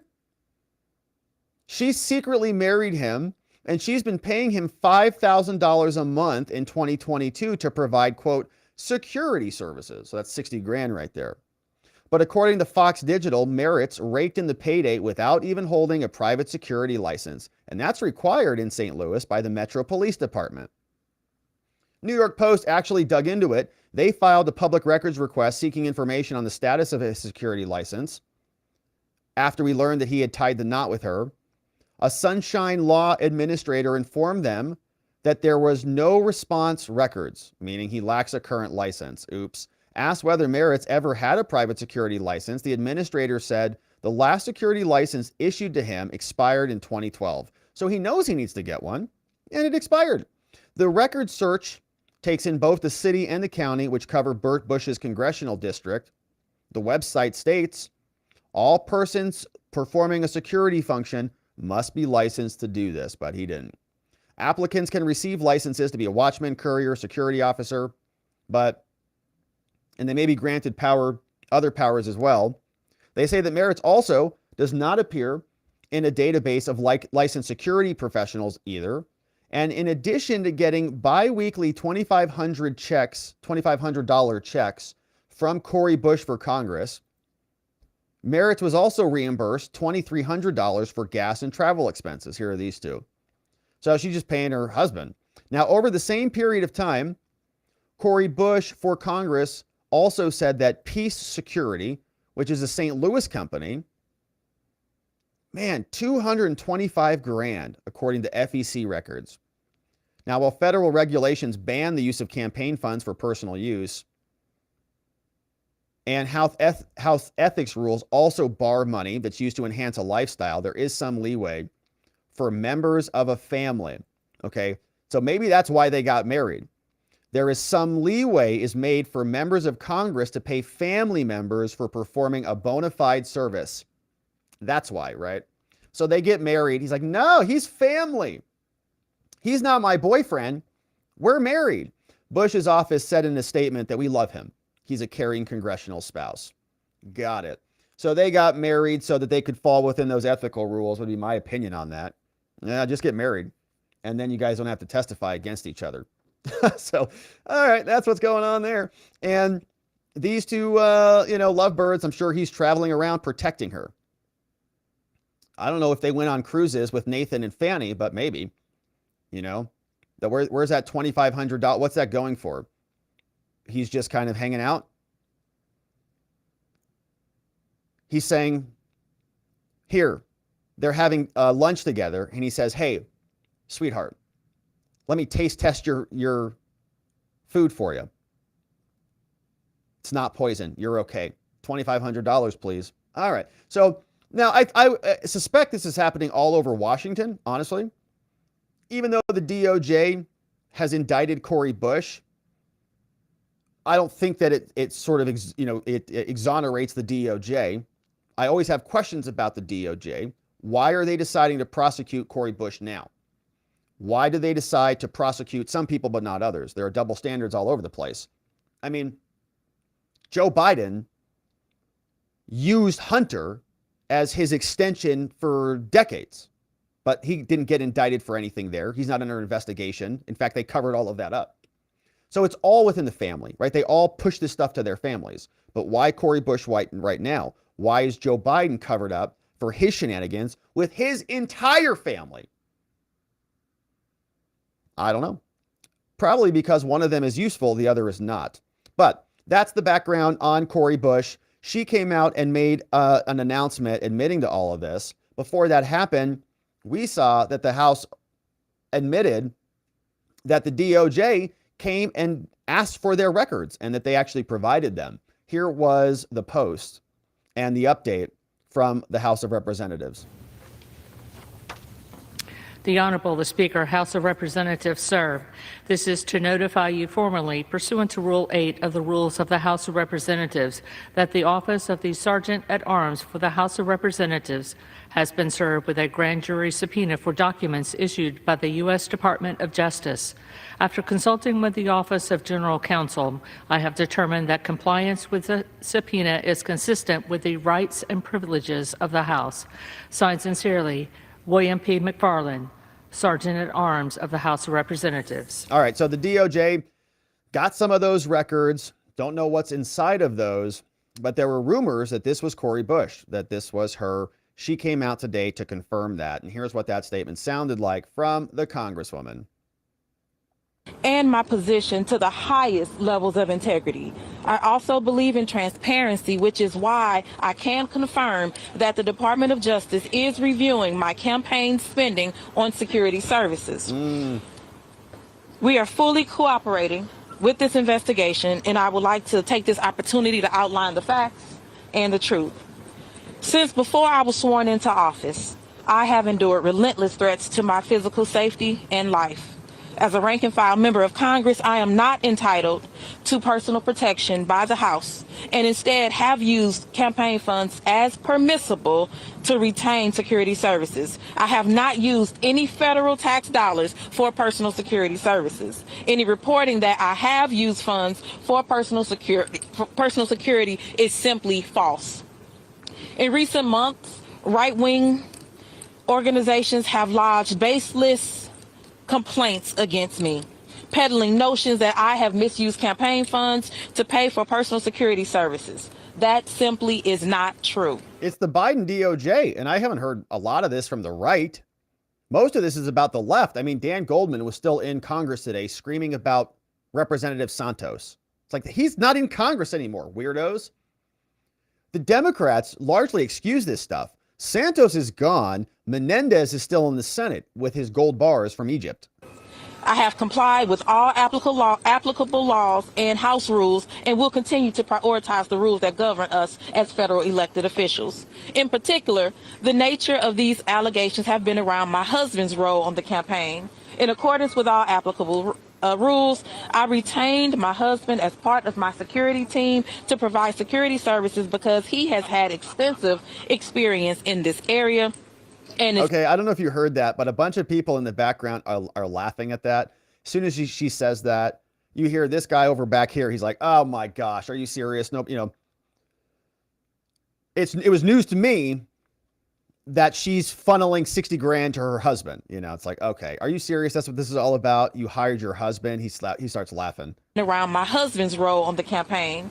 In accordance with all applicable rules, I retained my husband as part of my security team to provide security services because he has had extensive experience in this area and is able to provide the necessary services at or below fair market rate. These frivolous complaints have resulted in a number of investigations, some of which are still ongoing. They're from Biden, the not Federal from the Election Commission Republicans. and the House Committee on Ethics are currently reviewing the matter, as is the Department of Justice. We are fully cooperating in all these pending investigations. In September of last year, 2023, after conducting a months-long investigation, the Office of Congressional Ethics found no wrongdoing and voted unanimously to dismiss the case. I look forward to this same outcome from all impending investigations. And I am under no illusion that these right-wing organizations will stop politicizing and pursuing efforts to attack me and the work that the people of St. Louis sent me to Congress to do, to lead boldly, to legislate change my constituents can feel, and to save lives. Thank you. Hey, Sean Hannity. Hey, Sean. So obviously she didn't take any questions. You notice her language was there a little bit different. When she was speaking a couple of years ago, she was screaming at all of us to suck it up, America. You don't need the police. Now she's like, well, you know, everything's above board. And maybe it is. Maybe the DOJ is as corrupt as we think it is, and they're rigging this one too. But time will tell. We'll see if she gets indicted or what the backstory is. Democrats don't really want to touch it. This guy got asked about this today right after the news broke, says, you know, we think it's her now. Do you have any response to this? Sir, do you have any comment on the reports that Congresswoman Cori Bush is under federal investigation? I don't have any comments on that. That's something for the Justice Department. I know what you guys have put out and tweeted. That's all I have. I don't have anything more. Max. So you haven't spoken, no one from leadership that you're aware of has spoken to Congresswoman Bush in the past day or so? No one from leadership? I haven't talked to her about it yet. Max. Some legal Republicans are frustrated that fault deductions are in the tax bill that could be coming to the floor. Some of them have threatened to tank rules similar. Okay, so they talk about some other things, but he has not spoken to her about it. I'm sure they're going to rally around her and support her because that's what the Democrats do. White House also got asked about this. John Kirby and Olivia Dalton were gaggling aboard Air Force One. Joe Biden was doing some campaign stops today after 3 American soldiers were killed. And this is what they said when asked about Cori Bush. Decision with this trip today to go to particularly Jupiter, which is kind of one of the hearts of Florida, Trump country, in that Trump has a golf course there. Is the president taking, I don't know, maybe a little pleasure in tweaking the former president a little bit about going into his home turf? I can't speak too much in depth to these campaign events since I wasn't involved in planning them or putting them together, so I'd refer you to the campaign there. I just don't want to get too close to crossing the Hatch Act line here. But has the president told you, have you spoken to the president about these stops, and has he said anything about whether he plans to say something about Trump? I would leave it to the president to speak to this. I cannot, as a federal official, speak about campaign events, unfortunately. And there are reports that a House Democrat is being investigated by the DOJ. Any White House comment or reaction? There's a House Democrat being investigated by the DOJ. Conflicting reports on who exactly. Has the White House been following this? Any comment or reaction? I think it's Cori Bush. We're seeing the same news that you are, but certainly on anything related to a DOJ investigation would refer you to them as they're independent in this respect. All right, so nothing out of the White House. Cori Bush admitting, yeah, it's me. We're going to see if the DOJ turns up anything interesting because the Menendez Egypt gold bar saga is still ongoing as well. And will Cori Bush be indicted? Only time will tell. We'll see what happens, my friends. Thank you for joining us as we continue to cover this saga and more by subscribing wherever it is you're watching this and by checking out robertgovea.com. Links are down in the description below. We've got our daily newsletter there, so all of our segments are summarized and sent over to your inbox so you can forward it to everyone you've ever met in your entire life. They'll love you for it. And it's a great way to share the show and to stay apprised of all the latest happenings. Thank you for watching, my friends. We'll see you back here on the next one. All right, my friends. Now, that is it for us on the day. We covered some good ground. Cori Bush getting into it with her husband. We've got Alina Habba versus the Kaplans, Kaplan and Kaplan. And of course, Trump moved to disqualify Big Fani Willis from the case that's percolating there in Georgia. But now it's time to hear from you and to see what you have to say about this over at Watching the Watchers on YouTube, on Locals, on Rumble. And then we're going over to watchingthewatchers.locals.com for our members only after party. We love our membos. And if you join us as a YouTube membo, you can join the after party by going on the YouTube channel, navigating over to the community tab section, scrolling on down, grabbing the members only Telegram link. We'll see you there for the after party. We also do Saturday streams. We do shows in the morning, a lot of extra content, a lot of amazing community. Watchingthewatchers.locals.com. All right, my friends. Now, thank you for your amazing support and donos. Okay. Vientikis is in the house. Okay, so my friends, tomorrow when we're here, we're going to do a mega plug for our friend Vientikis. We've got something very nice to share with you. Vientikis says that these are the last 2 days to get copies of my books. Now, if you want to get copies of these, I don't have the link in the description below, but these are the books. Tomorrow, we're going to put the link in the description, and we're going to hit this at the start of the show. This is Vientikis's masterpiece. Okay, I'm giving you just a teaser. We're going to talk about it tomorrow. V, get that link ready for tomorrow. Thank you for that, V. We've got this one coming in from Sean. What's up, Sean, in the house? Sean is in the house, membo for 1 month. This was this morning. Says, keep those big wheels turning, truckers. Sean was a member on this morning and this morning stream. And so thank you for that one, Sean. We've got, oh, there's the link from Vientikis. Okay. So tomorrow we're gonna do a nice plug for Vientikis, but the links are, I think he's sharing the links. So feel free to obviously go buy the book now. I can't believe he wrote 3 books. My mind was blown. All right, K Bean, thank you for this. Sharing that one this morning. Sean, thank you for that. Keep those big wheels turning. CA Smirk is here. What's up, CA Smirk? Man, it's great to have you. Says longtime watcher, finally subscribed over on Locals. Welcome, CA Smirk, and thanks for jumping in the chat right away. Sometimes a new chat can be a little bit overwhelming. We're glad you jumped in. Finally subscribed. Thank you for all you do every day. Thank you, CA Smirk, for being here. Thank you for doing the things you do, joining us, and for being a membo on our Locals. Very cool. I appreciate that. Amazing. CA Smirk in the house. Glocky McGlock says, Robert Barnes, shout out, retweeted America First Legal, and apparently Obama is going to be the one who ends up getting the case in Florida tossed against Trump. Like, what? Nobody knew about this before? Saying, from America First Legal, a presidential memo establishes the director of White House Information Technology. Oh, so maybe a Florida case issue. Yeah. Interesting. Okay, I'll take a look at that. Shout out to Robert Barnes and America First Legal doing awesome work. Glocky's here says, just in case anyone forgot, Biden invited Iranian judges to D.C. to talk about Trump being extradited to Iran for trial. What? Look at this. Mystery solved. As Iran-backed judge who seeks Trump's arrest confirms an invite to Washington, D.C. That's amazing. So for the Soleimani thing? Yeah. Yeah. Here, Glocky says, a Democrat, yeah, that's a nice slip there.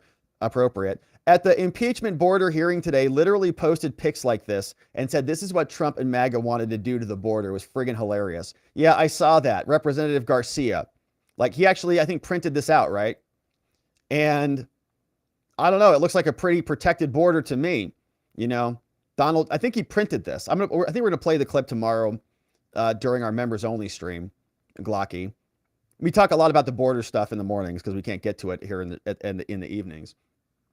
But yeah, you can see this looks like a pretty secure border. I mean, maybe wall 2.0, missiles, alligators, which we've definitely already talked about here. Yeah, only 2 gators, probably use more of those. You got an electrified fence. You've got, soldiers. You definitely got a wall. It's a lot. It's a lot. I think that might secure the border. I'm not sure. Po Boy, what's up, Po Boy? As our newest supporter, good to have you, Po Boy. Thank you for becoming our newest supporter. We got George. What's up, George? Praise him. Says, did you hear about the government parties released by O'Keefe? Not recently. Did he drop something new? I mean, I've heard a lot about, I did see that one. Yeah, with that, yes, I did see some of that. Now that you remember, I'm like, oh my gosh. I'm like, which government parties? There's so many of them. It's like, I don't know. Lately? Yeah, I did see that one. I thought that was interesting. That was, the person he was talking with was very interesting. And I think there was also Madison Cawthorn in there. Look, I don't doubt it for a minute. Okay, they're jousting each other in Amy Klobuchar's Senate chair. Two dudes jousting each other on the floor. They have debates in there. Rob says, I'm with the government. I'm here to help myself. The reason they're charging Trump $83 million and probably more money in Areola's courtroom, they're trying to drain Trump money and share his wealth. Absolutely true, by the way. Look, even though he's a billionaire, it doesn't mean he's got $4 or $5 billion liquid. Like, for sure. It's all in real estate. It's tied up in equity and all sorts of different things. So if he has to, for example, if he has to post 83 million, and I think he has to post like 111% of that. So 83 million, what's 111% of that? Let's say it's 88 million, whatever. Then he needs to post that in bond. I think if they're going to follow the same format that they did in trial number 1, where he posted the 5 million in bond pending appeal, he's got to come out of pocket 83 million in bond.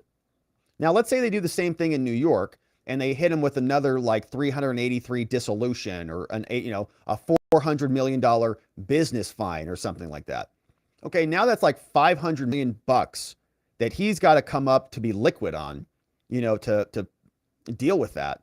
And that's a lot. That's a lot of money. I mean, let's say he's got, $3 billion. That's a lot. That's a big portion of someone's, assets. So anyways, yeah, it's a political, it's a financial attack, just like he's got criminal legal attacks, just like he's got election ballot attacks. He's got all sorts of various attacks, business attacks, assault attacks, ballot attacks, criminal attacks, you name it. We got B-Man says, hot dog lady, I think Fani, and E-Gene should do a show together. Oh, the actual hot dog lady who was impersonating Fani. Yeah, they had, it sounds like similar dispositions a little bit. They, definitely kind of little showmany, of course. Hey, what's up, S. Sally over on Rumble? Shout out to S. Sally. Thanks for saying that. Love your content. Well, I love you being here, man. Thank you for saying that, S. Sally. Thanks for being a membo over on Rumble. And I appreciate you being here. We got Glocky in the house, says, sometimes I just miss the way he says China. And that time that he offered to buy Greenland. I do miss China. That's one of my favorite clips of Trump. When the woman says, the journalist, well, don't you think it's racist to say China virus? He says, no, not racist at all. No, it comes from China. That's why he says it. Donald says, I promise not to do this to Greenland. I don't know. I mean, it looks pretty good to me. Looks like you have a nice view from up top there. Looks not too bad. Hey, Rob says, Big Fani owed the state some fines or something. Did she pay her taxes? Has Fani been doing some blow like Hunter? Did she get a hard drive from Nathan? Pun intended. Yeah, a lot of different alternative meetings and that could all be in place there. Who knows what she's been up to? But they all seem like they'd have a good time at a party together. They're all degenerates.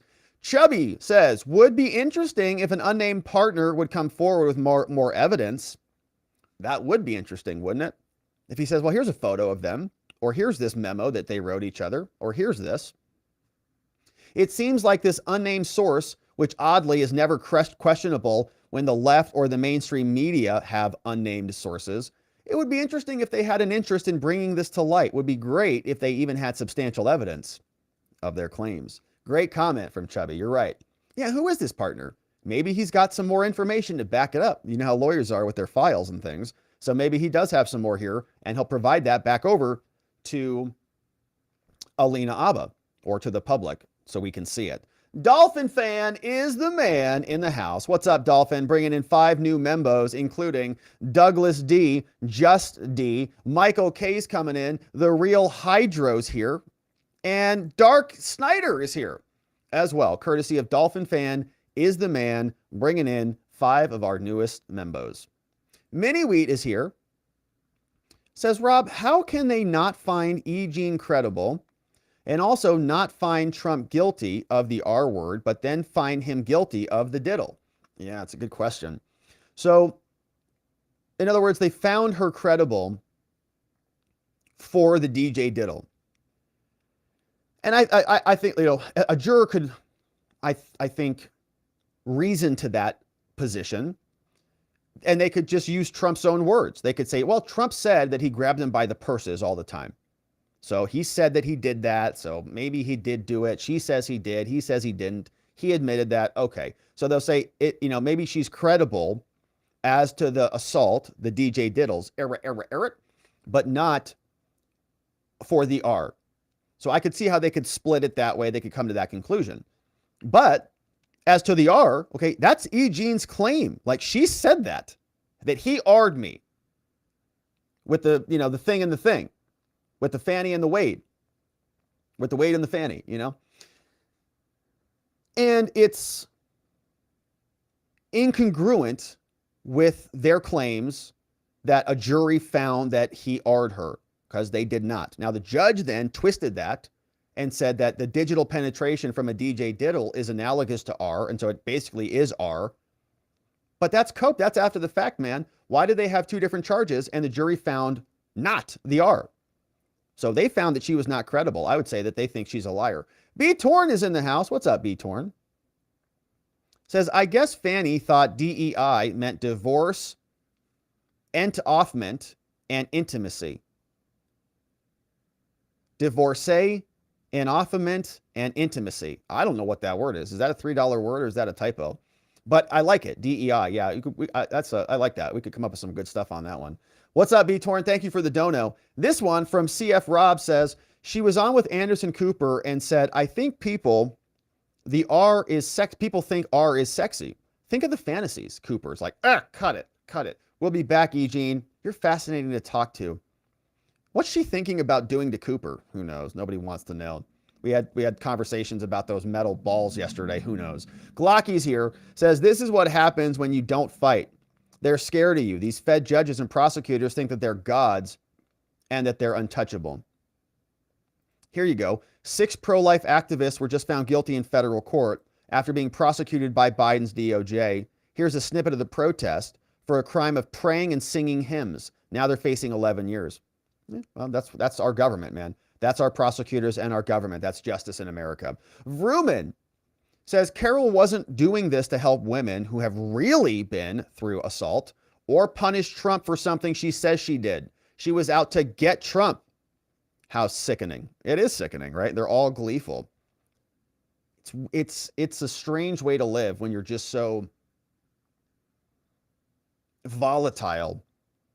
You can almost see it emanating out of their pores. It's gross. Finn Contracting says Cori Bush almost said 100,000 after saying 200,000. I don't know. Yeah, I don't know what she was going to say. She was like $10. I caught that too, Finn Contracting. I thought she was going to say like 10 million. You know, 10 million. Maybe she was going to say 100,000. I don't care if it's 200,000 or 100,000. She cuts herself. Or if it was $10.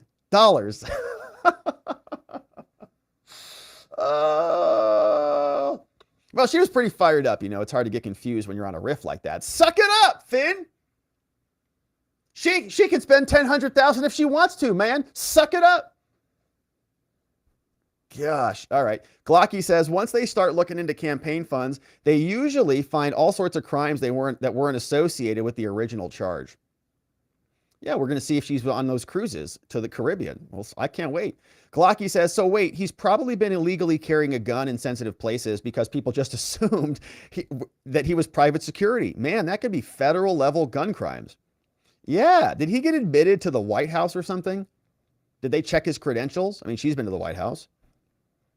Was he fibbing about his credentials? I don't know. Jester Bob says, Cori is taking personal security to the next level.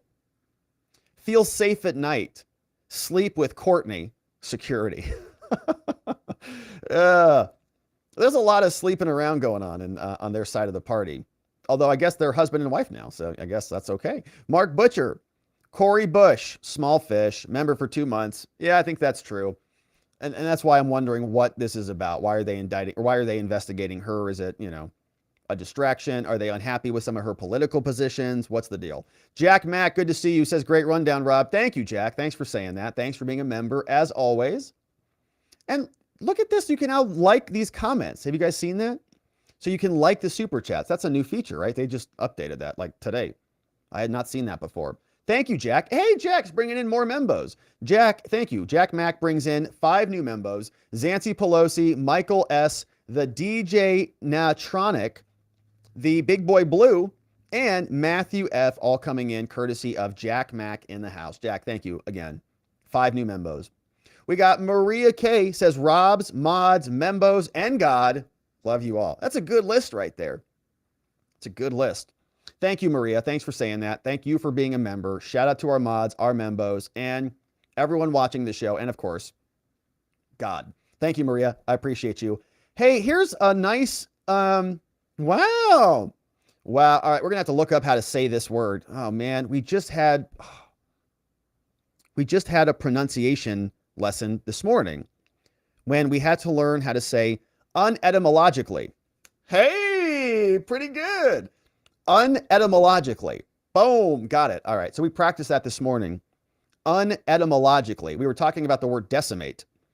Decimate was a concept that I thought was like kind of a ratio. What did the word decimate mean? Is it a ratio? Because we were talking about what is proportionality, what's appropriate proportionality in a theater of war. So for example, if they kill 1, I was thinking, okay, you kill 10, for example. So if they kill 3 soldiers, okay, you kill 30 people. They injure 50 people, all right, you take out 500, right? You amplify the number by 10 is what I thought it was. Wrong. That is using the word unetymologically. And what that, and really the word was, when we looked it up, we looked up the etymology of decimate, and it was basically eliminating 10%.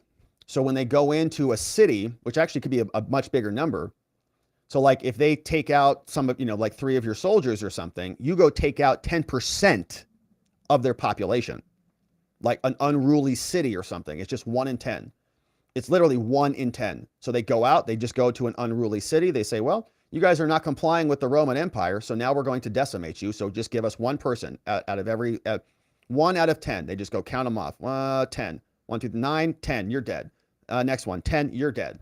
And the theory is that proportionality is so, maybe disproportionate that it brings that other society into compliance. So anyways, interesting word that we learned about today. Yeah. Maybe not everyone, says John. Okay, so 1 in 10 men, not 1 in 10 of everyone. Maybe not kids, women, and all that stuff, but 1 in 10 men. Anyways, very interesting. So we have another word, enfeoffment. Oh, this is going to be a complicated one. All right, let's see if we can get it. Okay, we're going to learn 2 words today. It's a lot for me. I don't know if I can handle that. Enfeoffment. All right, enfeoffment. We're going to have to see if we can get a pronunciation on this. And here, enfeoffment. All right, how do you think this one goes? Here, let's see. Enfeoffment. Enfeoffment. Enfeoffment. Enfeoffment. Enfeoffment. Okay, turn to your neighbor and say enfeoffment. Enfeoffment. The definition is this: the act or process of transferring possession and ownership of an estate in land. Enfeoffment. The property or estate so transferred, the instrument or deed by which one obtains such property or estate. It's from the feudal system. Freehold property enfeoffment. Wow, that's a new one. How about that? Did I know that word from property law or something? I don't know. That's a new one. Enfeoffment, my friends. Enfeoffment. Shout out. Thank you for the new word of the day. That's a complicated one. I don't know if I'm going to remember that one. Enfeoffment. All right. So, my friends, thank you for that. V. Enticus. We got B. Torn. It's a lawyer word? Since when? Says it's a lawyer word. Investing in a possession, property. Never heard that word before. I don't think so. And hello, everyone. Been a member for 3 months from our friend Chris. Enfeoffment.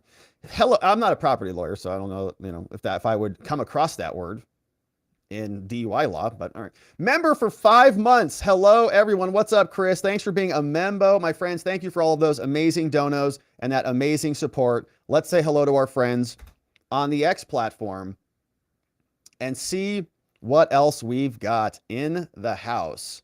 Here is who is joining us on X. We've got 18 viewers, my friends, and that's what we like to see. What's up, George? Did I see Danny McWilliams? I did. We got Silicon Valley Reject. B. Torn's in the house. Who else is here? A. MAGA Mickey. B. Torn, a couple comments. All right, here's what we've got. Oceana Lizard says, and Kaplan. Okay, we'll leave that one. Love to Dance says, love the show. You make it so funny, Rob.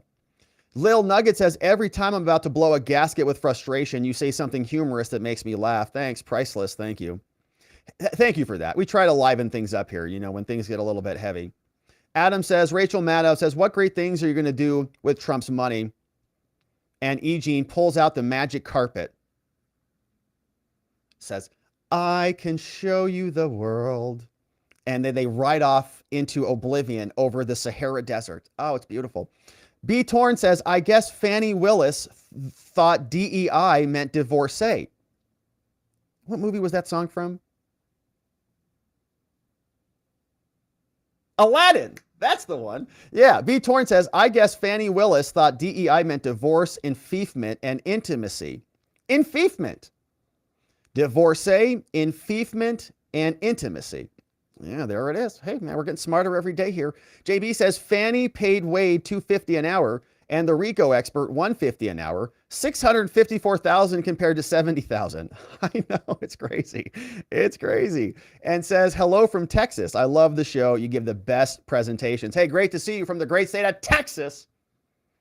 We are appreciative of what you're doing protecting our borders. The left is imploding before our eyes, says Silicon Valley, while we enjoy it together on The Watchers with Rob Govea. Good to see you, Silicon. Ryan V says the narrative is getting crushed all over the country. We are going to keep winning. You're right about that, Ryan. No doubt. George, what's up for plugging the show? Dark Side says, oh my goodness, Cori Bush started us talking like Kamala in Kamalese. And Danny McWilliams saying great show today. And so good to see you, my friends, over on the X platform. You can follow us on X at Rob Govea ESQ. See us right there. Thanks for following us. Thanks for following your fellow watchers out there on the X platform.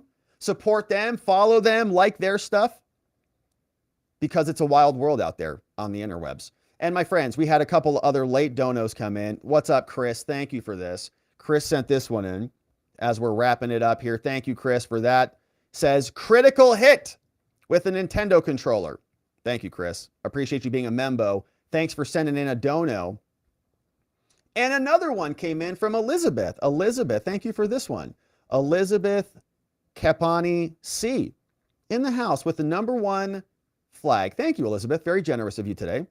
Very grateful for that. Thanks for being here. Thanks for stopping by the show. Hopefully you're having a beautiful, beautiful Tuesday.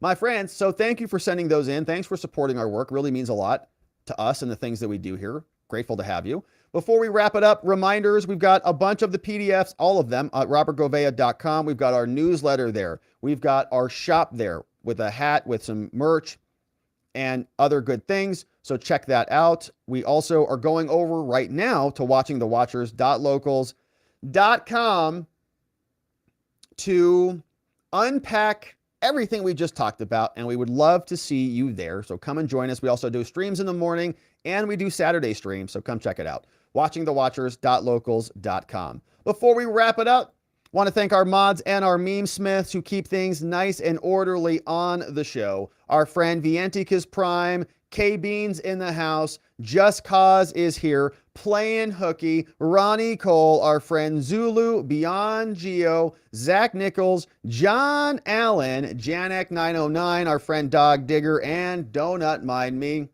all in the house. Grateful to have you here. Thank you for modding down the fort for us and keeping things nice and orderly. Our meme smiths, Jigum Geegum, Nathan NA10, and Sleepy Dog Lee, all modding down the fort for us. Some last minute donos in here.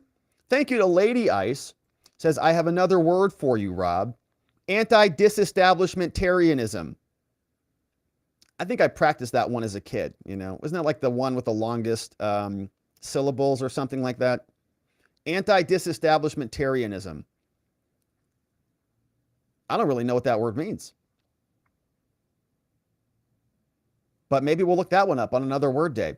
And Sandy says, I am totally late to my main source of news related to things I'm interested in talking about or knowing about. I will have to watch the beginning later. Real life duties stalled me. Well, that's okay, Sandy. We'll allow it today. We're glad that you're here, even if it is a little bit later than we prefer. But we'll allow it. As long as you watch it after the fact. Real life is such a pain sometimes. Oh, these responsibilities and adulting, you know. Only teasing. Very glad you're here. Thank you for being here, Sandy. Thanks for the awesome dono. And hopefully we'll see you back here tomorrow. Now, my friends, thank you for sending all of those in. That is going to be it for us on the day. That's the longest word in the English language. Is that true, Vienticus? Wow. It's not supercalifragilisticexpialidocious? I don't know. Amazing. Okay, so my friends, thank you for joining us. That is it for us here on the day. We are going to wrap it up. Head on over to watchingthewatchers.locals.com, and we hope to see you there. But if not, well, we're going to be back here tomorrow to get into it all again, and we need to see you right back here so that together, with your help, we can shine that big, beautiful spotlight of accountability and transparency down upon our system with the hope of finding justice. Make it a beautiful night, my friends. Sleep very well. We'll see you right back here tomorrow. Bye-bye.